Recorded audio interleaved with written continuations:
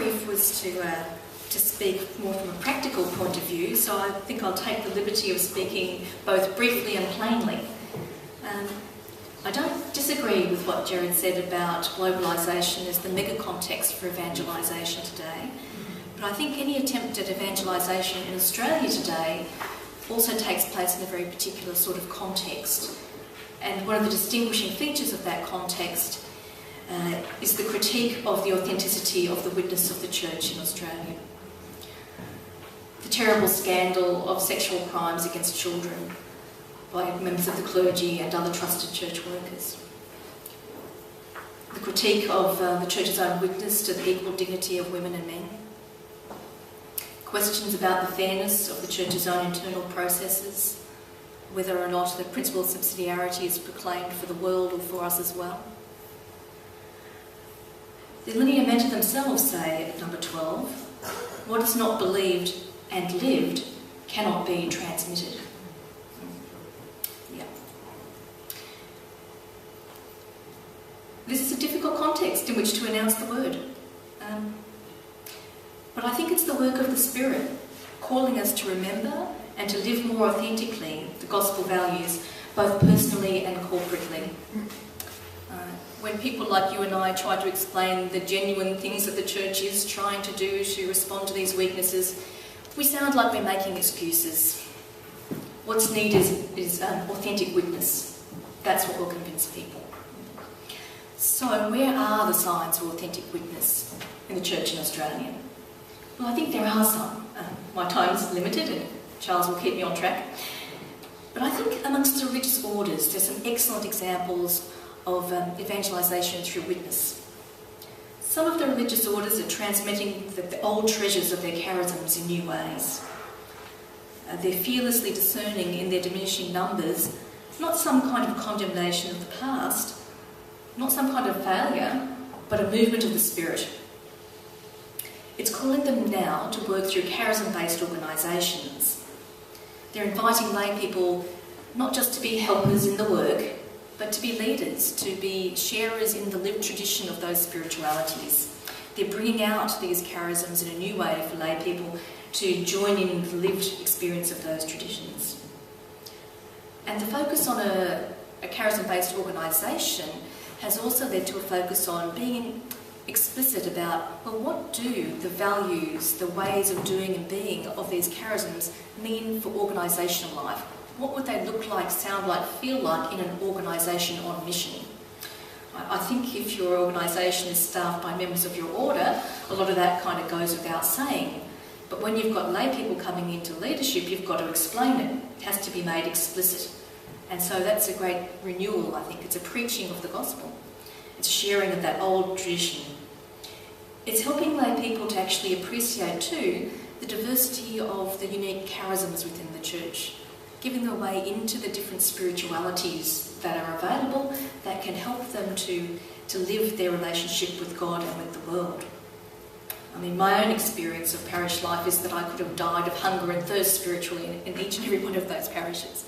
But my friendships with people in various religious orders have been very enriching for me, have given me access to spiritualities that I wouldn't otherwise have been able to explore.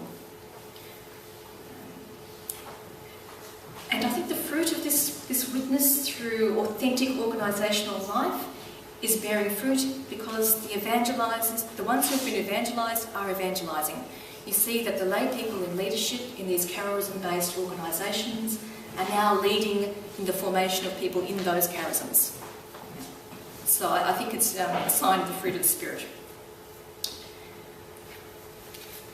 I agree very much with what Susan was saying about the riches in Australian culture. I don't think we should buy the critique of Australian culture as being somehow godless. Secular is not the same as godless. And I think there's a huge hunger for the things of the Spirit in Australia. And I think it's expressed in ways that aren't always brought out in words. There's a kind of Australian mysticism that we don't tend to write about and talk about. You think of our great fondness for the silence of the bush, our awe at the immensity of the ocean, the joy of the huge blue skies. Now, I don't think I'll be reading anytime soon in theological studies about the mystagogy of the North Curl Break, But I know for sure that's a place where every single morning young men of no particular religion encounter God. I don't think we should buy it. I think we should, nurture this hunger for the spirituality. And I think this hunger for the things of the Spirit is a challenge for us to actually offer more effectively the traditions that we have. Another sign of life and hope that I see is that there is a renewed interest in the practice of pilgrimage. And I think that can be a really empowering thing for us to take hold of our national story as well as our story as church in this place. I'm not one of the greatest fans of the World Youth Day, but I do think it has been part of reigniting this engagement with pilgrimage. Of course, the Mary MacKillop sites have been another focal point. And then again, those orders with charism-based organisations, part of the formation for lay leaders is offering pilgrimages through the places that were important to the lives of the founders. But can we embrace this practice in a way that will help us to heal some of the difficult parts of our story as Christians in this place? Could we have pilgrimages to massacre sites? Can we deal with the social sins at the foundation of this nation by revisiting these places and healing memory? I think it's an exciting possibility. The other thing that I wanted to talk about is the whole business of the virtual world as a new territory for evangelisation. I've got 1 minute in which to talk about it. The document talks a lot about needing courtyards of the Gentiles, but I think we also need spaces for conversation within the church. And this kind of virtual space is both. Everybody is there, including those who identify with the church. It's not just a new means, it's a new space. It's new space for relationships, and how can we be transformative in those spaces? A bit of spirituality work is happening there now. I'm just personally, I download a podcast Ignatian prayer every morning. I have a 3-minute retreat app, a contemplative prayer app, a mobile web-based liturgical calendar, and just recently there's an app for the translation of the Mass with explanatory notes. But where is the Catholic Social Teaching app? If anyone would like to fund one, you can see me afterwards. I think Jared spoke well about the potential of those spaces for new forms of solidarity. But we really need to be active in that space. We need to know its culture, its ways, and to really engage there in real time.